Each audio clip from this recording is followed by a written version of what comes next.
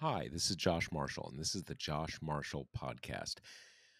We have, it's funny. These are kind of weird, and I guess if you generally support Democrats, it's a harrowing time, right? I mean, both in the political world, Biden's very unpopular, and you've in the sort of in our daily lives, we're just coming off this sort of flash flood of Omicron. And that is both a huge bummer for all of us as just people living through this very strange time. But it's not good for anybody in political power, right? It's funny when Biden became president, there was this one school of thought that kind of like, who could be luckier than this guy? You know, the um we had this terrible thing happen, but he's coming in for the rebound. We got the vaccines coming online, everything, he's going to get all the gravy, right? Well, clearly it has not turned out that way. And I don't want to there's a lot of different drivers of that. But certainly one humongous driver is the fact that everything still kind of sucks. And when you're in charge and everything sucks, you're going to pay a big price for that, even if you're not really responsible for it. And again, you know, no one forces anybody to be president. It's not about making excuses, but we're still living through this pandemic. Now, I say that because there's this kind of I think there's a cloud over a lot of people. It's There's a kind of a feeling of drift, right? There's a lot of disappointments over the second half of last year politically. But there were things happening, right? You had this kind of Groundhog Day thing with Mansion and Cinema and the Build Back Better and the Biff and all these kind of things, and it was exhausting. But there were things happening, and now we're kind of what's happening, you know. Is anything going to happen legislatively that is really tied to the Biden agenda? So I've been thinking about that and experiencing that, and I assume probably many of you have too. And I think there is this general sense that the January 6th committee folks are kind of, doing the Lord's work, really important, but at some level, kind of none of it matters because we live in this polarized time and Trump owns the Republican Party. So it's great to have it, it's great to set the record straight, kind of get all the facts out there, but not like it's going to make any difference in a political sense. But I saw something this morning that kind of crystallized something that I've been thinking recently that points in another direction. And that is, it's kind of one of these ridiculous new blow-ups in the relationship between Donald Trump and Lindsey Graham, which is this kind of, I don't know, sort of like a Rosencrantz and Guildenstern sort of comic relief aspect to the Trump years with this little, even though Trump is the main protagonist, just ridiculous stuff and their little fights and Graham's toadying and stuff like that. But in the last couple days, Trump, I had a rally, I believe in Texas, where he basically said, in his roundabout kind of ungrammatical way, like, "Hey, I'm gonna pardon all these insurrectionist guys when I if and when I become president again." And Graham was among a number of people who basically said, "Oh, I can't support that." And now Trump is back to saying that Graham is a rhino, Republican in name only, not a loyalist, all that kind of stuff. And what that made me think of is that, setting aside just the importance of the investigation itself, apart from its political implications, it actually is making a difference. There actually is something going on there. And that is basically that Donald Trump has made the entirety of his politics at the moment policing Republican responses to that investigation and Republican opinions, statements about the insurrection. He needs everybody now to be explicitly pro-insurrection. Whereas most Republicans want to say, you know, it was really it was unfortunate. Maybe I understand where those guys were coming from, but they shouldn't have done that. But it's in the past. We're moving on. Blah blah blah blah blah. Fairly few Republicans want to say, yeah, it was awesome, and I hope that happens again. And these people are heroes. This isn't because you have sort of any sort of anti-Trump thing in the Republican Party, but it's a little hard to justify. The president's mob stormed the building, and Republicans say, well, they're not trying to overthrow the government. This is a riot, kind of whatever. But even riots aren't great. And I think that what you see here is that Trump is continuing to divide Republicans, to put Republicans in an awkward spot vis-a-vis a big chunk of the electorate. And this shouldn't surprise us because in a lot of ways, this is why we have two Democratic senators from Georgia. I'm not taking away from them all they did over the course of the year in that campaign, but those were very close. And you had the insurrection, you had Trump, attacking other Republicans. It probably played a role. And so we're going to talk about this. We're going to talk about that issue of what is at the center of Trump's politics right now. And my sense is it is all backward looking and tied to his grievances. And again, this isn't a matter of like people are moving away from Trumpism, and they're not even really moving away from Trump exactly, but it is all backwards looking. So we're going to talk about that. And before we do, we're going to get to a bunch of topics that Kate and I are going to talk about. So you got hooked on $6 iced oat lattes and $5 nitro cold brews. It happens to the best of us. But a few months and a few $100 later, you're ready to become your own barista. Making cold brew at home isn't rocket science, but it is messy. Not to mention the need for grinders, strainers, unitasker brewing containers. I don't even know what some of these things are. If you want to make cold brew at home, the easy way, order a Grady's Cold Brew Kit. It's a simple and space-efficient way to make a week's worth of coffee without the mess. Ready to give it a swirl? Get 25% off at Grady'sColdBrew.com with promo code TPM. That's Grady'sColdBrew.com with promo code TPM. Okay, Kate Riga, what are we talking about this week? I guess we'll start in our little Supreme Court corner. So, as all of our listeners definitely know by now, Stephen Breyer announced his intent to retire at the end of term, giving President Biden his first chance to, not shape the court. It's a 6-3 conservative slap, but to make his mark on it, I guess. And there are kind of a bunch of different stories orbiting that general news. Perhaps one of the most dramatic of which is that yesterday we found out that Senator Ben Ray Lujan of New Mexico had a stroke that he was hospitalized for. Per his office, he's expected to make a full recovery and is already doing much better. It started last Thursday when he said he'd been experiencing fatigue and dizziness, and he checked himself into a hospital, was transferred to another hospital where they discovered he'd had a stroke. This was news to the Senate Democratic caucus, who also all seemed to find out yesterday as well. A lot of them have since been in contact with him and his family and, said things sound good, which is, great and definitely the primary concern.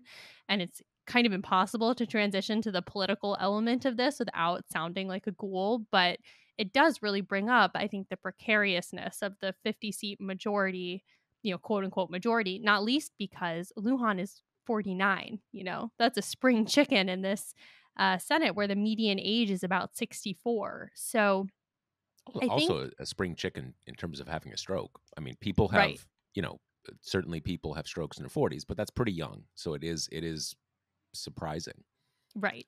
So basically, all the kind of leadership of the Democratic Party has said, those who are willing to kind of engage with the question have said, we don't really expect this to throw off the confirmation timeline at all. I mean, not least because Biden is currently planning to name a nominee by the end of February. So, it sounds like he's doing very well and that they don't expect their recovery to be very prolonged. So it probably won't really affect the process. But the way that this is kind of what this has made me think about is talked last episode about if we thought that Manchin and Cinema would be problematic about, this appointment. That even though they kind of had a history of basically rubber stamping all of Biden's judicial nominees, that there's a chance that, these two who seem to really love being in the spotlight would see this as a horse of a different color.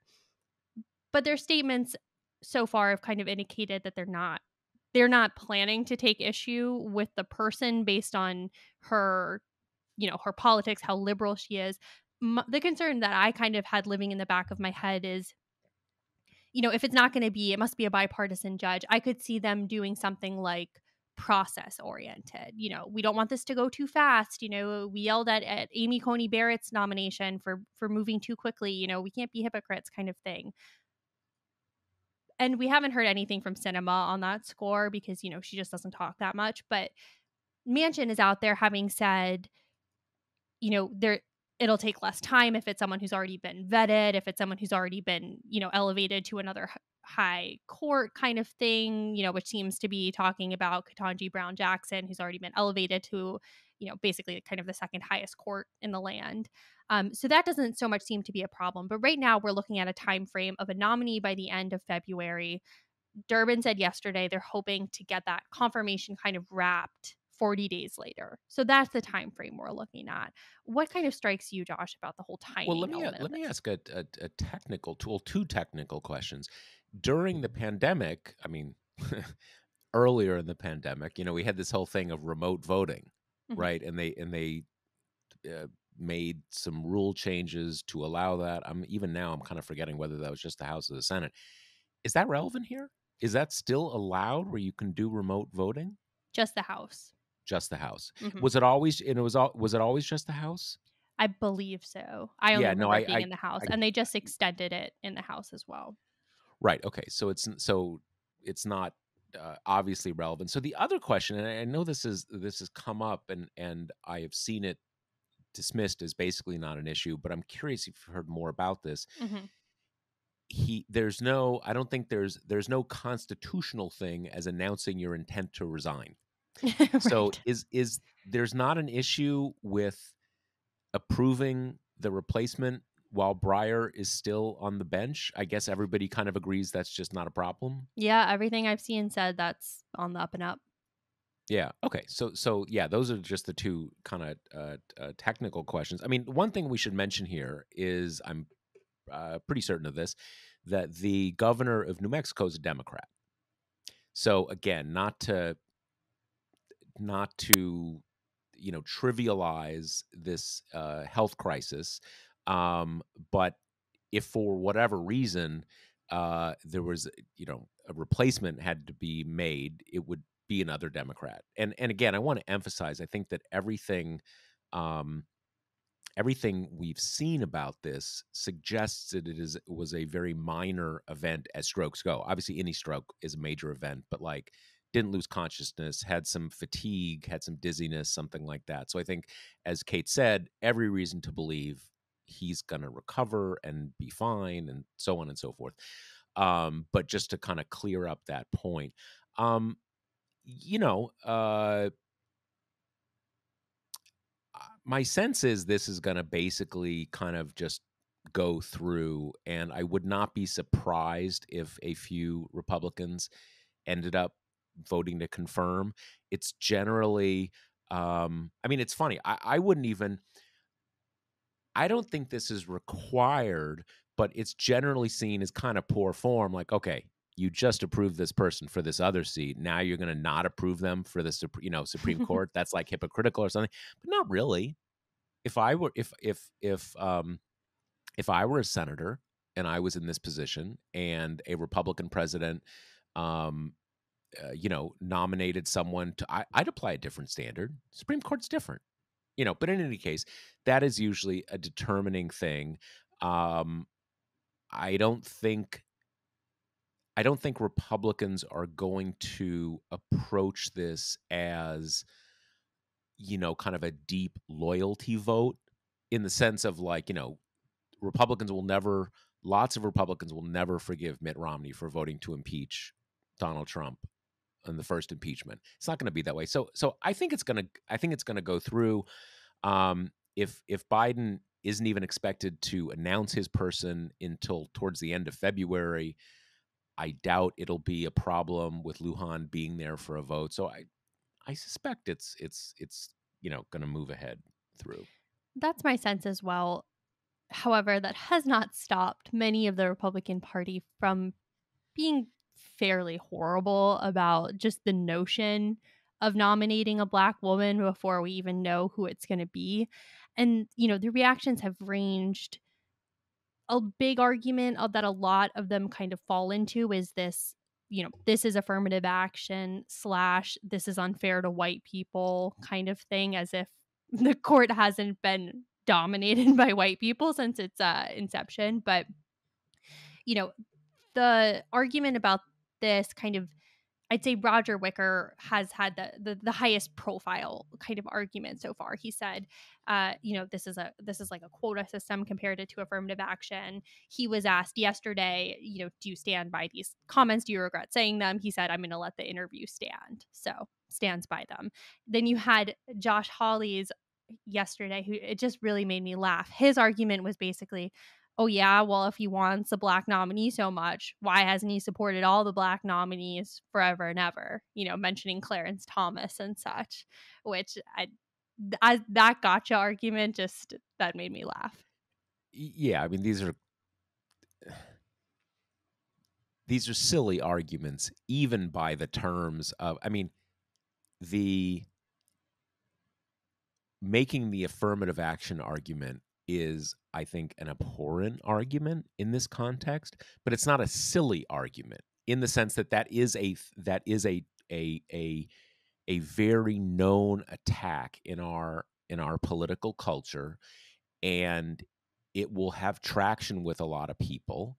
Um, Whereas, basically, Holly, there was also this, op-ed in the Post yesterday, basically saying, "Oh, you want diversity? Well, there was this Black woman who Bush wanted to nominate, and you said you wouldn't support her. So, nan nan nan nan nan nan." Just that's silly. That's just moronic. Um, but I do think they're clearly going in on unfair to whites. It's affirmative action, all with the implicit judgment that obviously the women who seem to be, there's like a list of 3 or 4 uh, um, women who seem to be, kind of the top possibilities, that none of them are really qualified. That it's only, it's a quota system, that they're clearly not qualified. They are not, all that kind of stuff. And you know, as you say, we don't know who he's going to nominate, so I can't rule out that he would just pick some random person who's totally doesn't make sense as a nominee. But the people everybody is focusing on, and which the White House has encouraged people to focus on, are all extremely qualified.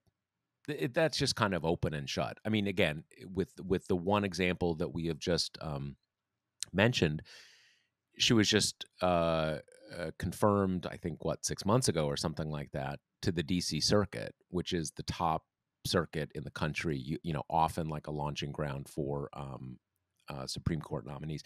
I can't I can't I can't help but remind everybody that during the 2016 campaign, President Trump took a specific list of, I don't know what it was, 20, 30 people or something like that, prepared for him by the Federalist Society, and said, I will only nominate from this list. I will not nominate anybody else. So, and frankly, I don't, I mean, it's sort of a problem that never Trump was more than happy to um, farm out these decisions to political groups that he thought could help him, and that's not great. But frankly, I don't think it's really a problem um, if a president said, "Hey, here's the ones I would pick from. This is what you'll get from me." I don't think there's any problem with that. Um, but if it does kind of explode this notion, the kind of like, it's sort of like, they have the thing when, there's that whole thing when you advertise a job, but really it's already the person on staff who's it's already lined up, so it's all a fraud, right? They're trying to make it like that. Like you're supposed to just kind of start from ground zero and go through the 350 million people who live in this country and find that one. Come on, the whole thing. It's just nonsensical, and I think the caliber of the arguments from Republicans even kind of led on to that, in that, like, from the Hollies and stuff, you're like, okay, you're just trying to, you're not even really kind of trying to come up with much here. And you can see the thing that they really want to go with, and some are willing to go there, some aren't yet, although I suspect more will, is just to say in so many words, let's be honest, a black woman really isn't. There are no black women who really qualified for this, and so it's affirmative action, and it's the party of black people, and just make a kind of an openly racist argument. Yeah, I mean, and in that way, it is kind of a tidy extension of, the narrative that's dominated Fox News and that has been kind of the culture war of choice of recent days, which is, the book banning, the learning about racism is, damaging to white children. It's the whole concept of even the kind of implicit acknowledgement by saying that Biden wants to choose a black woman, that implicit acknowledgement that, the court has never had one, and then that's a problem, and that's indicative of kind of deeper societal problems, is unacceptable. In some way that's rigged, that's unfair to other people. It is of a piece with an argument that they've been kind of making louder and louder and more boldly, that any acknowledgement, even a tacit one, of the systemic racism of our society is offensive to American patriotism and is propagated by people who hate America and who don't think we're a great country.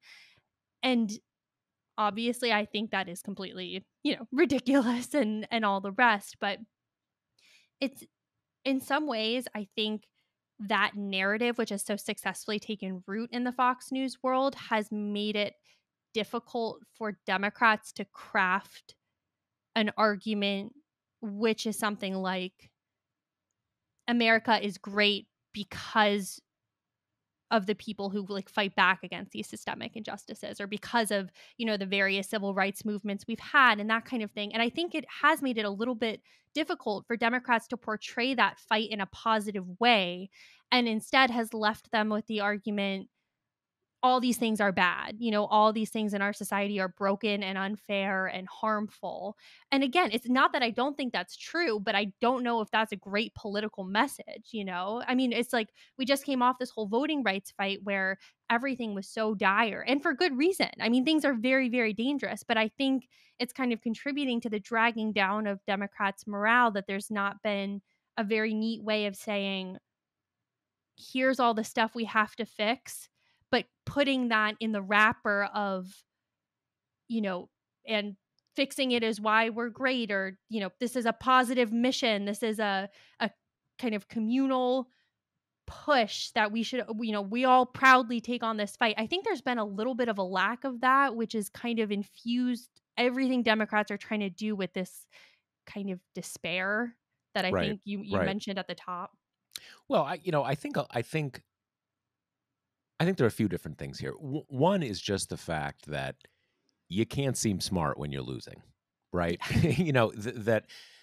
That um, everything Democrats are doing right now is seen through the worst prism because they're unpopular.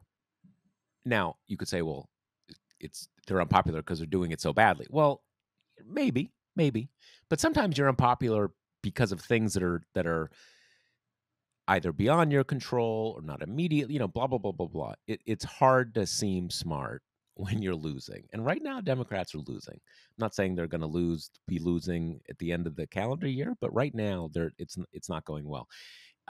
And another part of that is that a one of the two major political parties has made both racial resentment and hostility towards reform, for lack of a better word, as the centerpiece of what they're doing, right? Okay.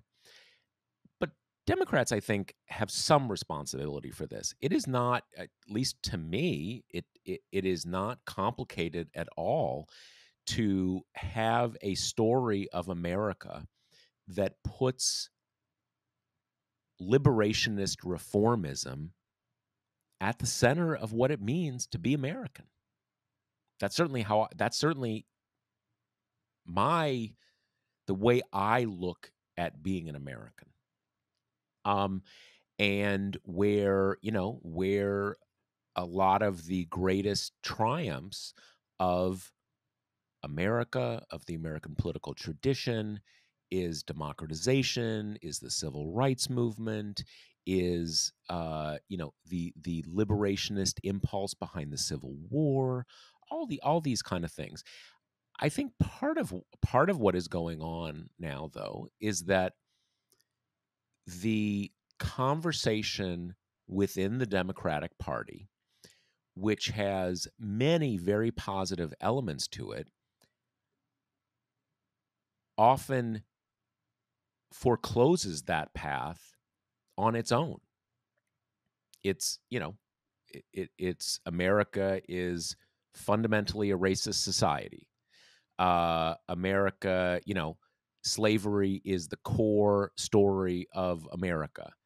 Now, both of those things to me are true to a significant degree. But the way that conversation has developed within the left of the Democratic Party has foreclosed a lot of that. And that's a bit of a cell phone, right? Now, reformism, this is in the nature of reformism, right?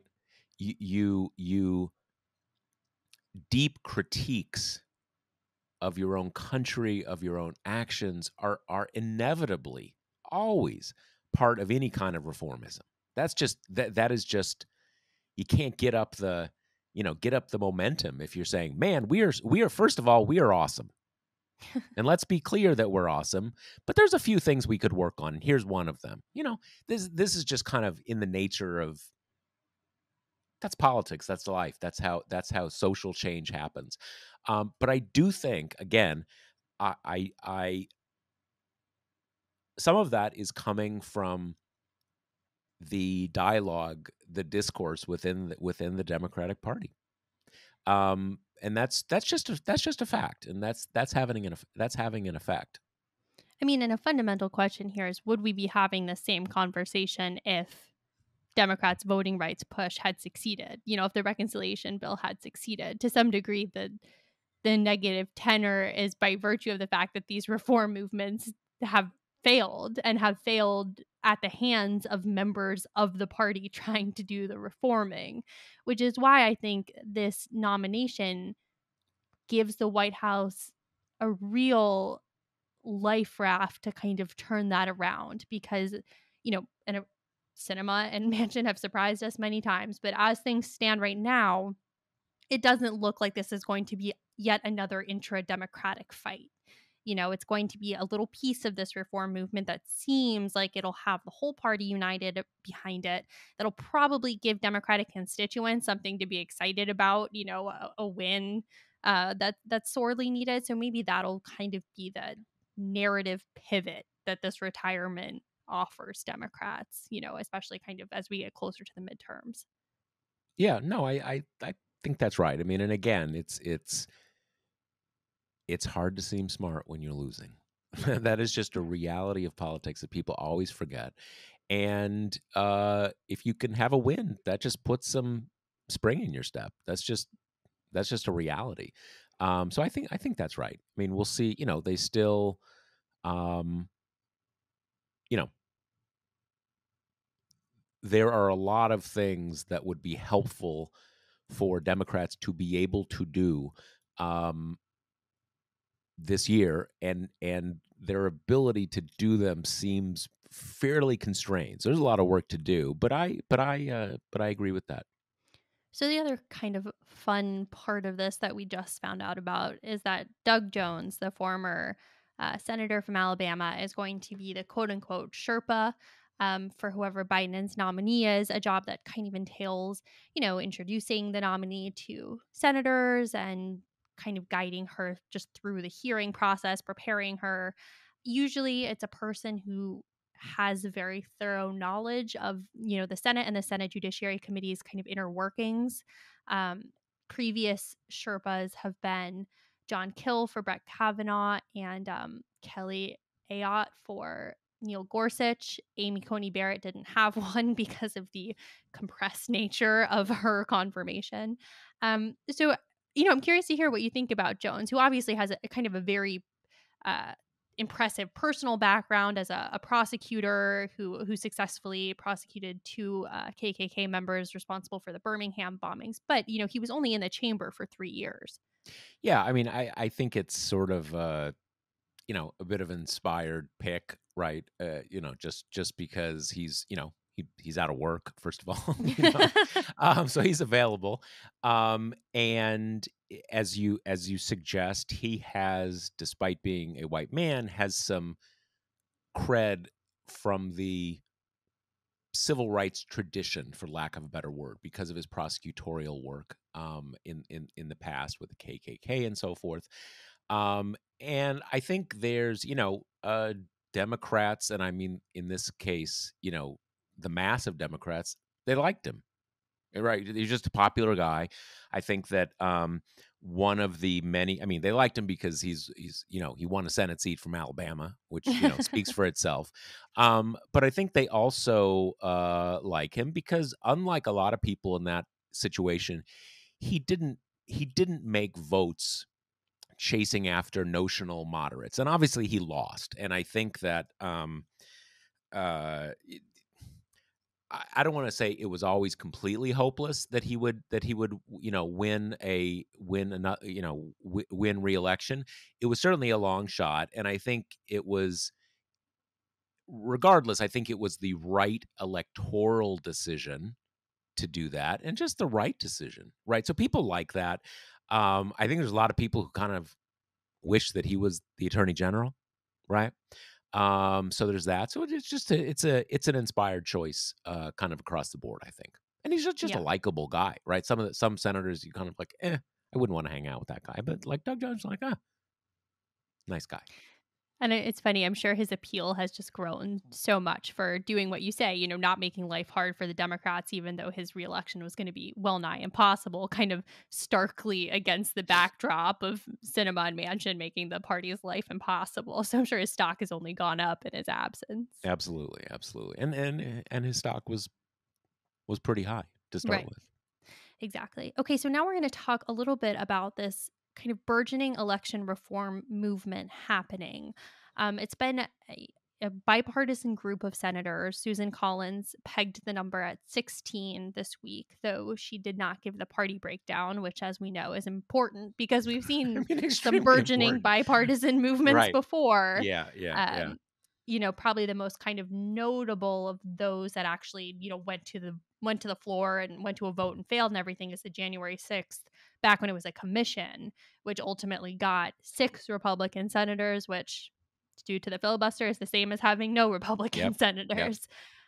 So I've been very kind of skeptical about this for a while just because it feels like things I've heard before. This is not, for a while, this was not that different from how conversations about, the For the People Act and then the Freedom to Vote Act were going, which was a lot of courting of Republicans and people saying, a lot of Republicans are interested and blah, blah, blah. And it ended up zero Republicans were Right, interested. right, right, But the thing that kind of made me pay a bit more attention is they had a meeting early this week, Monday night, I think, where the process seemed to be getting a little less amorphous and a little more formalized. They came out with specific kind of subsections that they're going to work on, which are clarifying the Electoral Count Act, protecting election workers, voting practices and rights, the Election Assistance Commission, and presidential transitions. And then they've appointed a Democratic and Republican co chair to each of those sub buckets to work on those different pieces. The plan is kind of to work in your subgroups throughout the week and then to basically regroup on Friday or over the weekend and see where everyone is. So, and on the one hand, it's hard to buy into just because of the main narrators here being Joe Manchin, which if anyone ever gave him the benefit of the doubt, that's been pretty exhausted by now. And Susan Collins, who's kind of another one who will put out these everyone's working together platitudes that comes to nothing. But then on the other hand, this is a more structured approach to reform than we've kind of seen from the vague whispers so far. So what's your right. read on it? Well, I guess I wanted to. I'm sort of assuming that we're at least in the mix to get 10 Republican senators. And I say that partly just kind of a gut sense, but also kind of like otherwise why are we even talking about it, right? So I'm kind of Yeah. taking that as an assumption for the sake of conversation. But I have assumed, based on what has been focused on, that it is largely, this issue of the president, what is it, presidential electors, that, the kind of the law that structures basically January 6th, Mhm. right? Like the vice president, kind of accepts the votes and all that kind of stuff. And it seems like this is, this is as much as Republicans are willing to kind of put their head above the parapet to basically say, okay, the vice president actually cannot change the election outcome. Let's just be clear on that, to kind of and as far as it goes, I guess that's great. But I mean, it doesn't it I have even seen, and I'm not sure what I think about this exactly, that if anything, it only potentially hamstrings Kamala Harris if there's, I don't know, if there's a situation where some states are coming in with fraudulent, like who knows, right? But in any case, that is not what we're talking about with election reform. I mean, reform, right? I mean, we're assuming that the vice president will not be changing election outcomes, right? I mean, that's kind of a pretty baseline assumption. And so, maybe you could stitch some stuff up with the presidential transition. I mean, there's been a push for a long time that our transitions last too long. Anyway, that's a pretty big thing. I mean, it used to be, I think it was May. I think originally, it's a small chance it was March, but I think it was May until FDR, and it was switched to January. Possibly it was. I may have the month long wrong. It was much longer, kind of ridiculously long, like 6 months or something like that, and they pulled it back.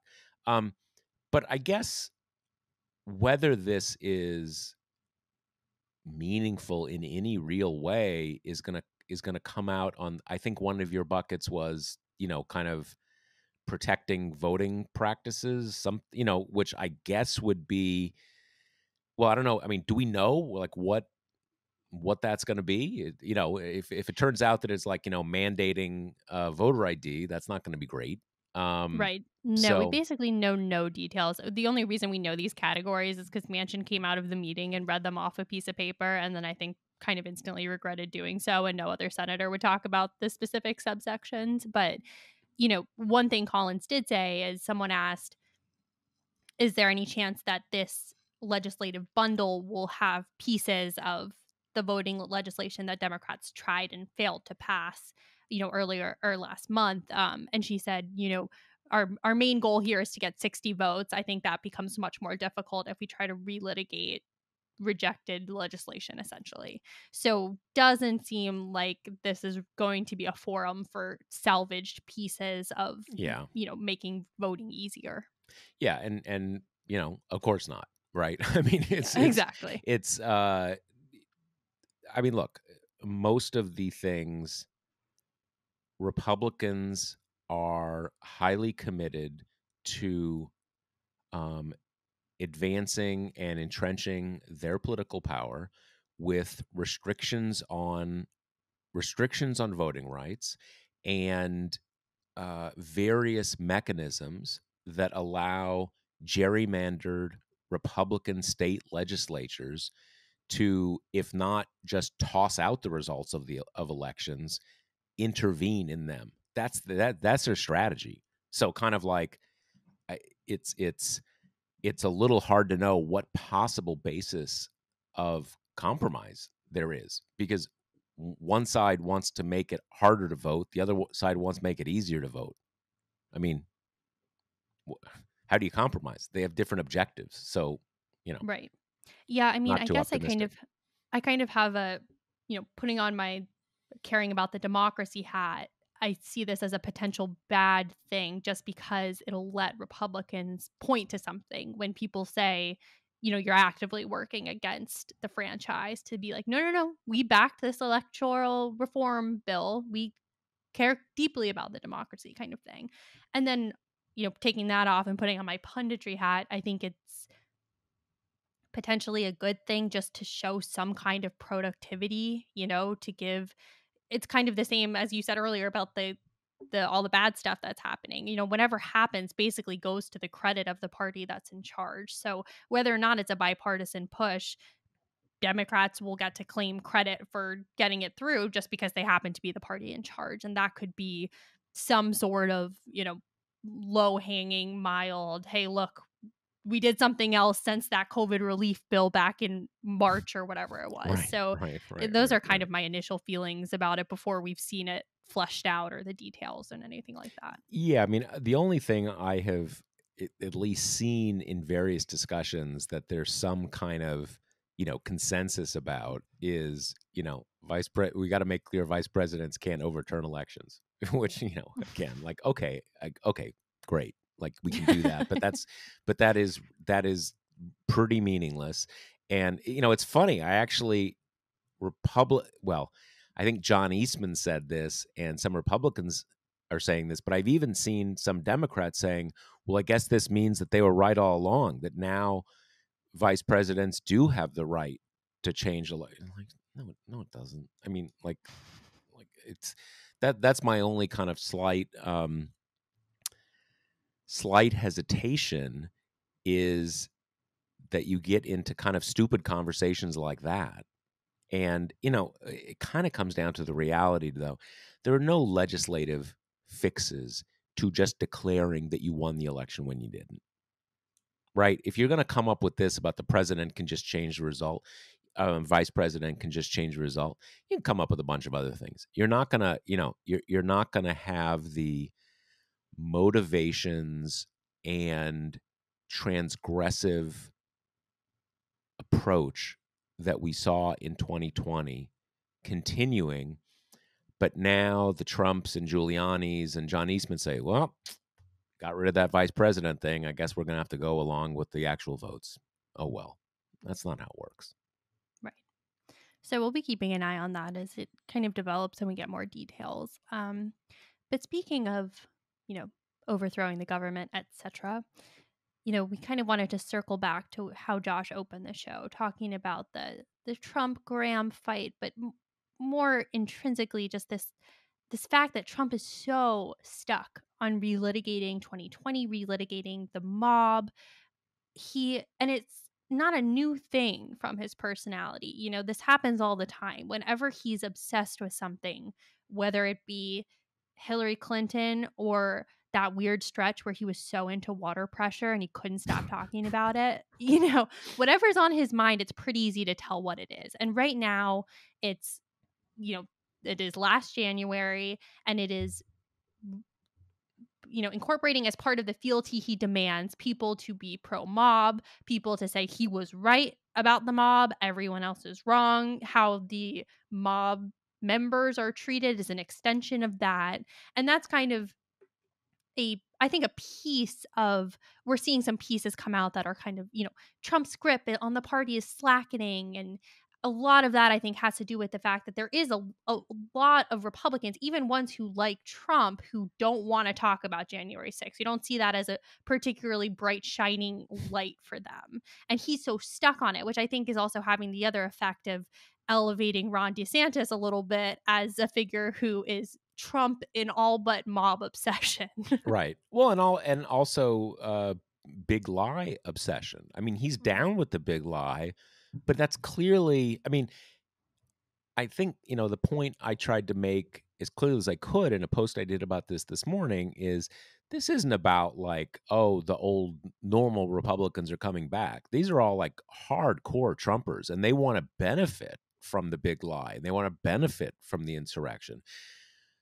But they have other things they want to do. They want to exploit those things to do other things, right? Whereas with Trump, uh, you know, uh, I guess there was an interview a week or so ago where he talked about the wall just because someone used the word wall, and he's so addled that he said, "Oh yeah, wall, we got to build a wall."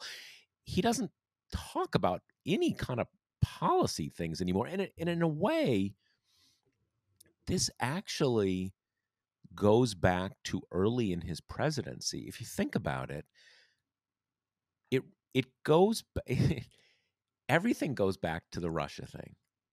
For most of his presidency, Trump's real driving ambition goal was undermining the Russia investigation, punishing the people who did it, saying that it was the biggest witch hunt ever, being upset that it had spoiled the glory of his election victory in 2016.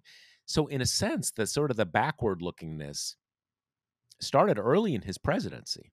I mean, really, if you think about it, what was his agenda in the second half of his presidency, or even the first half of his presidency?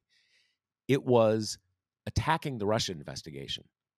And then it became, attacking the people behind the Ukraine stuff, and that, and it has just become even more so, and then the big lie replaced it, and it's all these kind of grievances. And again, most Republicans totally on board. Yep, you won, and blah blah blah blah blah, and we have to crack down on election, on voting rights and stuff like that.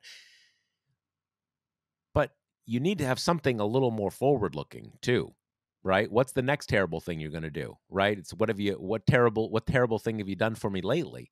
And I think that is what that's what's kind of behind the DeSantis boomlet, because he's totally down with Trump's agenda. He has entirely embraced, almost morphed into Trump, the kind of attacking the press and fake news and blah blah blah blah. But he's not still hung up on the 2020 election, which everybody knows Trump lost. I don't buy this whole idea that people really think that it was stolen. Maybe a few people. Most people don't. It's just that's just kind of part of their identity now to say it was stolen. Um, and so I think that what is relevant for our thoughts about politics now is that this is pretty divisive within the Republican Party. Elected Republicans, again, they're fine. They don't want to hold anybody to account for January 6th. And they're happy to say, oh, yeah, you totally won. It was unfair, blah, blah, blah, blah, blah. But they don't want to be talking about like pardoning those people. And they really don't want to be talking about, you know, Chinese bamboo or whatever the other nonsense about how it was stolen and stuff like that, because it's ridiculous. And it's past. People are done with that, but also it sounds crazy and it sounds awful. And so he is upping the ante with his own party, basically saying you have to be you can't just say it's it's old news, let's move on. Or you can't just say it's Antifa. You have to say it's awesome. And that is creating problems within the Republican Party, and it's clearly being driven forward by the stuff that the January 6th committee is bringing up, because each thing they come up with, he needs to keep everyone on side that in fact it's awesome. He wanted to Right. seize the voting machines. Oh yeah, absolutely, man, that's great. We have to always seize voting machines forever. He demands a lot, and it's a problem for them. Yeah, and he's just also just fundamentally incapable of letting any lapses in the fealty he's demanding go, which is kind of, sparking a bit of a rift between him and DeSantis, which is manifested in COVID stuff because Trump has been trying to occupy this weird gray space between being very, very against, mandates and being doing the Fox News line on that while also taking credit for the vaccine development. So that's put him in a hard place that has gotten him booed in a few events when he brings it up and tries to kind of brag about Operation Warp Speed. Um, and so at that interview that you mentioned, he was asked about, people getting the booster, and he said something along the lines of, yes, they have, but, they're being gutless politicians and not admitting it, which is a pretty clear jab at DeSantis, who refuses to say whether he got it or not, and who, when he got his initial doses of the vaccine, got it so in secret that his immediate staff didn't even know that he had gotten it. So that happened, and then DeSantis has been, at a rally or some kind of event, said basically, I wish I'd been more I'd been louder in my opposition to any COVID restrictions earlier on, Right. So aka when Trump was in charge of them. yeah, and also kind of that Tony Fauci kind of took Trump in. Trump was too gullible. He was putty in Fauci's hands. So yeah, he's trying to get to the right. I'm not even sure. It's hard to say this is to the right on COVID stuff, because this turns on axes that um, have right left valences to us now, but I'm not sure they would have in the past exactly, Mhm. right? So yeah, I mean, and again, this is definitely not like, oh, Trump's done, he's not gonna, it's just, it's creating friction, and it's worth watching. Right, exactly. Okay, let's take a couple questions. One from Henry says, is it possible that Kirsten Sinema is prepping a run for president? Um, is it plausible that she has the same kinds of people in her ear that led Mike Bloomberg to run? Which is, ugh, I like when Mike Bloomberg comes up again, It's something like I've almost purged from my memory. I can't believe that he just ran for president. It's just one of those, you know, quaint reminders. Like him and who's the tall guy? What's it? Tom Steyer. Oh, Steyer. oh, The al- right, right, right. right, right, The right. Well, at also least, rans. yeah, yeah. Well, remember the Schultz guy, right? The Starbucks guy. Remember that, that whole Oh my thing? That god. was like I it's honestly like also just like memory the hold that. memory But hold. Yeah, yeah, yeah. Um, I think it is quite possible that there are people whispering in her ear that she is a presidential contender in the near term. In fact, when I was kind of doing sort of informal reporting on this a few months ago, that was something that came out again and again and again. She thinks she'll be president. That, now it's a cliche. Every senator thinks they're a potential president, blah, blah, blah, blah. But something more direct, like as a near term plan. And I mean, to her benefit, she was a kind of a flack in the Green Party 20 years ago. And then suddenly she's the first senator from Arizona, and a Democratic senator from Arizona in like 40 years now. I mean, elected when they were elected. Um, so she's accomplished a lot, right? And so you have to kind of give her that credit. Um, she may be, but I think even Mike Bloomberg is was a vastly more plausible presidential candidate than she is, by almost um by light years, frankly. Americans like billionaires. I mean, yes, a lot of people say they hate billionaires, but just demonstrably, they run, they win, He had tons of money, and I think there was a decent theory of his campaign, which obviously failed, which is relevant to bring up here, and that is that if for people who really wanted Trump out, that if Biden wasn't going to make it, and you thought Bernie couldn't beat Trump, then kind of. I think a lot of people would think, okay, I'm not crazy about Bloomberg, but he won't be crazy. He he was relatively normal in New York. He even did a few, did a few good things. He's good on environment. So there was a logic to it, but it didn't work. And for a lot of obvious reasons, not the least of which is that Biden had a lot of strength that people didn't see. Um, I think it is entirely plausible that people are saying that to her, but that's a complete fantasy. Well, and the other part that is why I find her political calculus to be so enduringly baffling is that it's obvious she's trying to position herself, as a centrist, as someone who's on the right wing of the Democratic Party and has crossover appeal. Okay. I think everyone can pretty much agree on that. But the way she goes about doing it is by dealing her party the most high profile, humiliating defeats on issues that Democratic constituents uniformly care a lot about. So it's like she doesn't know how to pick battles that won't piss people off, or that she purposely picks ones that'll make the base as angry as possible. I was just thinking the other day back over the fact that the things she took out of the Build Back Better bill were lowering prescription drug costs, pretty much the issue that has the single most uniform dislike across parties in the whole country, and refusing to tax the wealthy. So I don't know. Maybe she is planning a run. I don't know. She's just not bright, frankly, and I'll just say that. I mean, her theory of what she's doing is it's what you've said. I mean, she is hated by Democrats, hated, and as you say, we're in a more politicized era than we were 20 years ago, even 10 years ago. If you are at all interested in politics and are anywhere from the center to the left, you know about Kirsten Sinema. You know.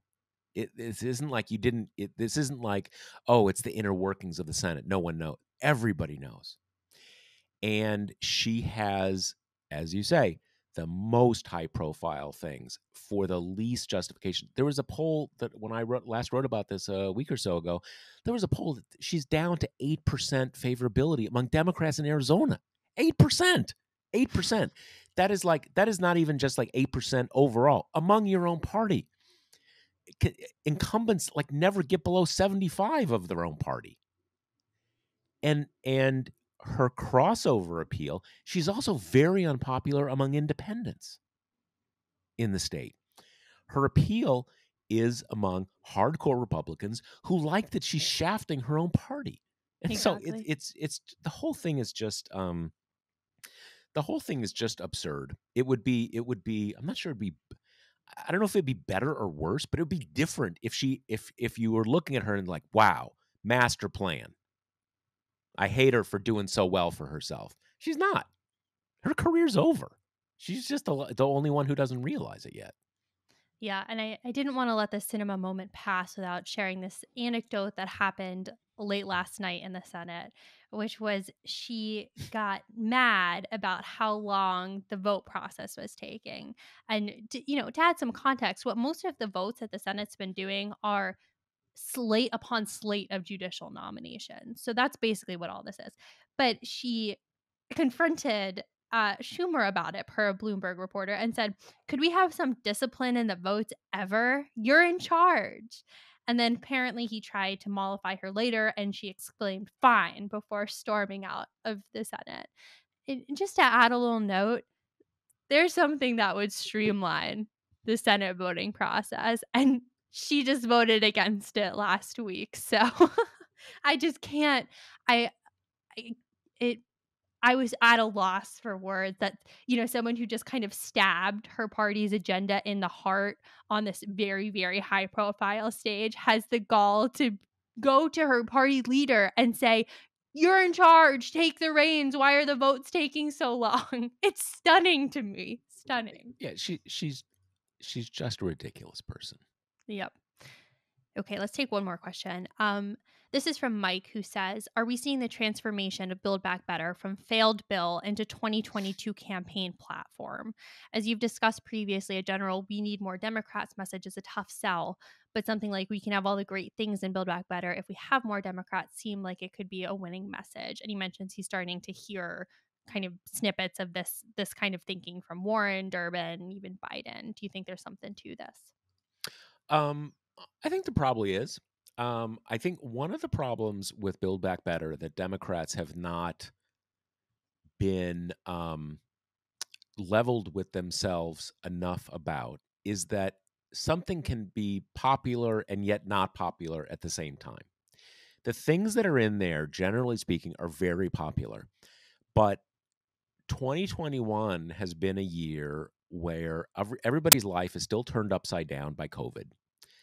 Um, Consumer prices are higher, and a lot of the things that are in Build Back Better are kind of like, oh, yeah, I'm for that, but like that has nothing to do with what's happening for me right now. So I do think that um, Democrats need to the extent they are going to run on that, they need to kind of work with it a bit, maybe add some stuff. And some of it may just be messaging to kind of show how it is relevant for right now. Having said that, it makes perfect sense because you need to run on reality. What do you want to do? Why do you want more seats?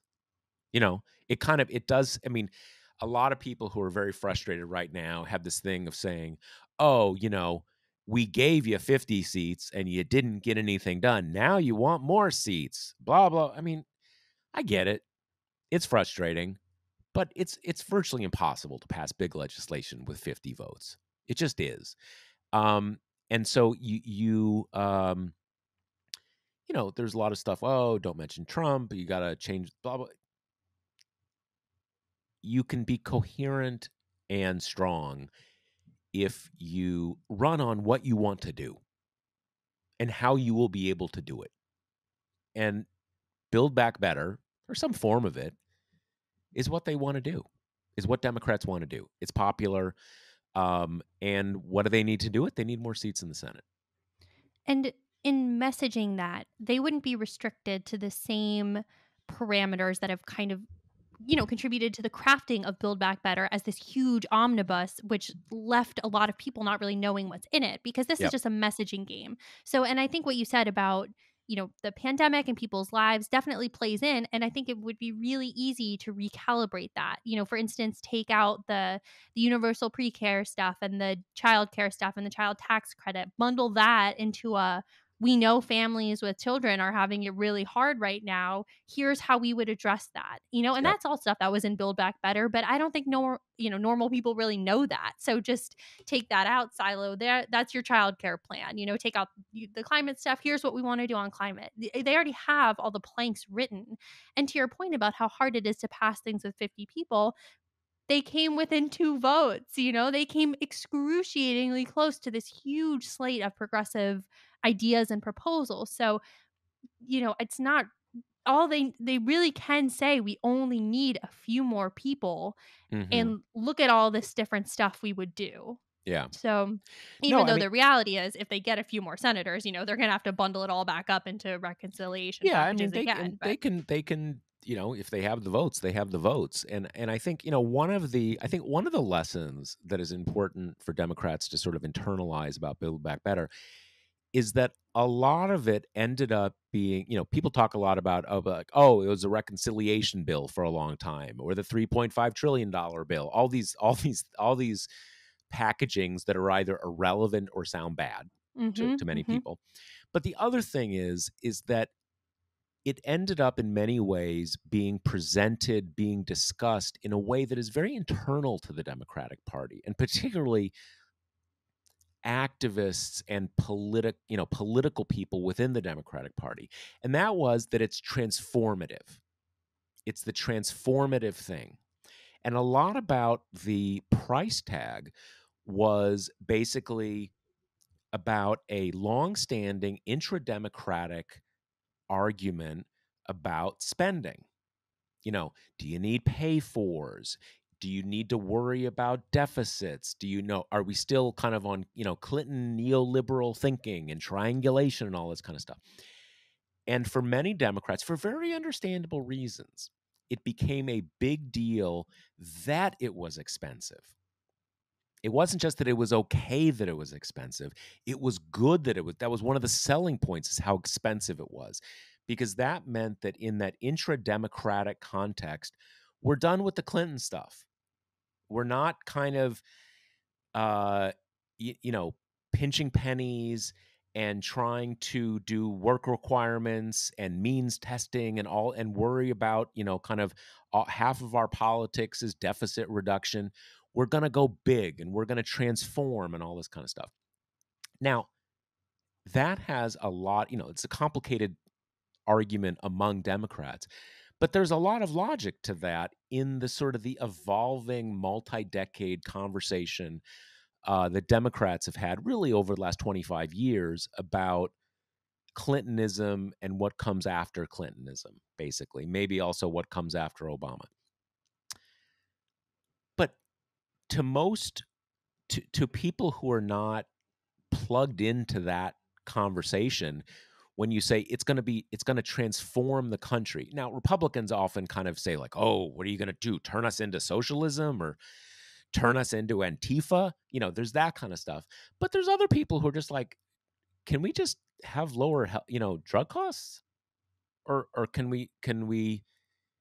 I get more money to raise my kids? What is transform? What is, like, that's just irrelevant to most people, right? Or many people. And the idea that it is a good thing precisely because it costs so much, that seems weird outside of that kind of intra-democratic debate. So I think, and again, I understand, I even agree with a lot of the logic in that sort of intra-democratic conversation. But I think it's important for Democrats to absorb that a lot of that is just, either damaging or just incomprehensible to a lot of people. Yeah, I think that's the biggest thing, is just normal people don't know how much legislation costs ever. So the intense focus on the price tag of this bill, I think if you're someone who's just coming to that conversation kind of fresh, you're like, wow, this is really expensive. This is a lot of money. And it makes sense to really quibble over what it's being spent on. And then 2 days later, you'll have the Pentagon reauthorization bill, which is super expensive as well, but that doesn't get talked about because, as you say, it's not really a point of intra-party fighting, which is what's going to get reported on, and which was the biggest movement on the legislation for months. I mean, that's the only thing people really had to write about. And So and I think and that's totally right. and in fairness to journalists and in criticism of Democrats, it's not just that reporters kind of kept saying how expensive it was. Democrats were saying how expensive it Mhm. was because in that conversation amongst themselves, that was the selling point. We are throwing off the shackles of Clintonism. We are going to spend a ton of money because we're not afraid of spending a ton of money and because we need to spend a ton of money. But again, outside of that intra-democratic conversation, I think people either were kind of like, oh, wait, it's just either a negative or just kind of like, I'm not, my big thing right now in this country is not to spend a lot of money. Like, if we need to spend it on something, okay, but like it's just, it's just some myopia that Democrats had this year, and I don't think that was, at the end of the day, you had two Democrats who wanted to sabotage the thing, but that tendency, that focus did not help.